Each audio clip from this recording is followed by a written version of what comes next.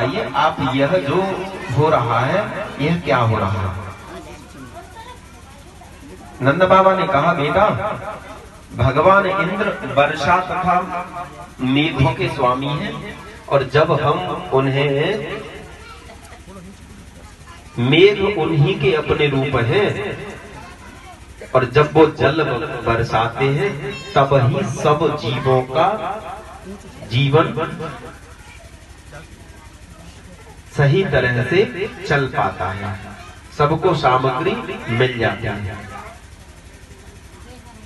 श्री सुखदेव जी कहते हैं, भगवान ब्रह्मा शंकर आदि पर भी शासन करने वाले हैं, तो भगवान ने कहा कर्मणा जायते जंतु।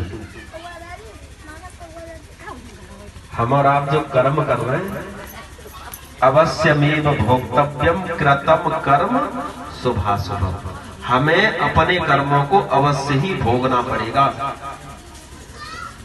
कै प्रकार के जीव कर्म कर देते हैं? मन से, वचन से और कर्म से। ध्यान रखियो, मन, वचन और कर्म। मन से आपने कुछ किया, उसका भी पाप लगता है, और फिर तो कहते थे हम शब्द ही तो बोल रहे हैं। अगर वचन से भी आप किसी का दिल दुखा रहे हो, वह भी आपने पाप कर दिया। और कर्म तो साक्षात कर ही रहे हो, लेकिन हम क्यों भूल जाते हैं, जो हम बोल रहे हैं वो कर्म ही कर रहे हैं एक तरह से, उनका भी पाप हम लोगों को लगेगा। मुंह से चाहे कछू पकड़ रहता है। मन, वचन और कर्म, इस कलयुग में मानसिक पाप नहीं लगते, मानसिक पुण्य लगते। विशेष बात है इस कलयुग की, इस कलयुग में मानसिक पुण्य तो लगते हैं, लेकिन मानसिक पाप नहीं लगते। अगर चारपाई पे बैठे हो और चारपाई पे बैठे बैठे सोच रहे हो कथा कराएंगे बाबा की, कथा करेंगे, भागवत की कथा है रही है साहब, भागवत की कथा हम सुन रहे हैं, तो जी पुण्य लग जाओ तुम्हें।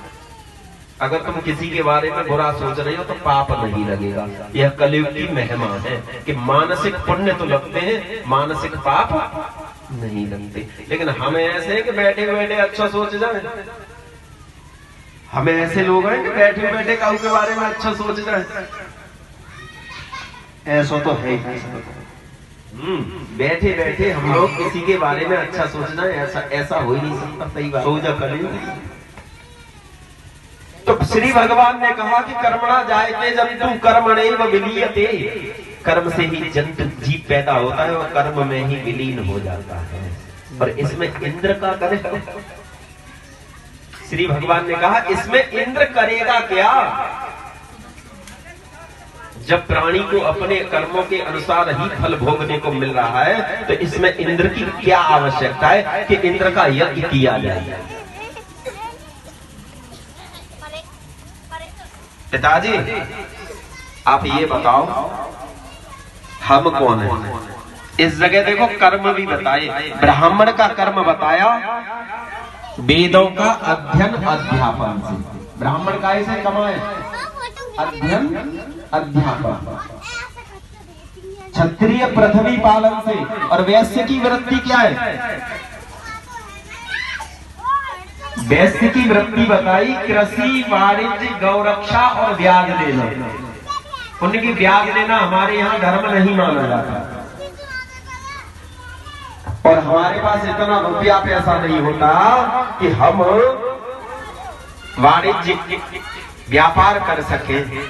हमारे यहाँ तो केवल ब्याज लेना भी नहीं चलता, हम तो केवल गौ की सेवा करते हैं। हमारे पास केवल गौ की सेवा है, गौ रक्षा ही है, वही हम लोग करते हुए आए हैं। और उन गौ को जो भोजन सामग्री प्राप्त होती है वह गोवर्धन से प्राप्त होती है। गोवर्धन इतना बड़ा पर्वत है, उसी से गौएं चलती हैं और वही हमें देता है सब कुछ।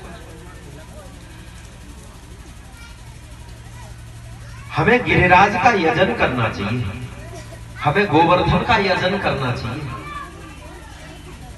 और जो इंद्र के यज्ञ के लिए सामग्री इकट्ठी हो गई है, उन्हीं से ही हमें यज्ञ का अनुष्ठान होने दें।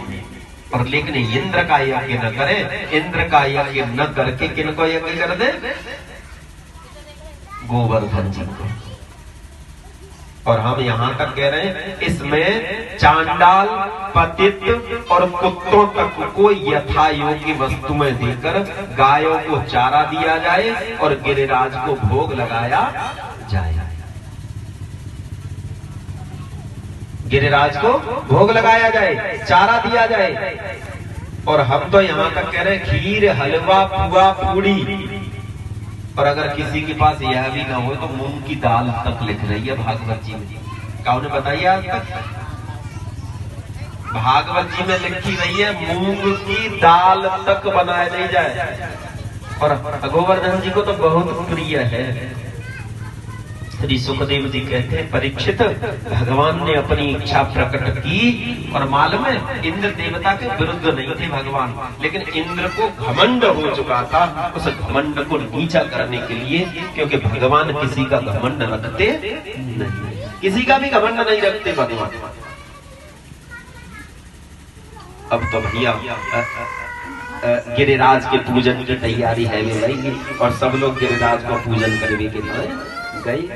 सब अपना गिरिराज जी को ले आओ यहाँ पे और उनका पूजन। सबसे पहले परीक्षित जी पूजन करेंगे और भैया पूजन का वो गीत गाओ।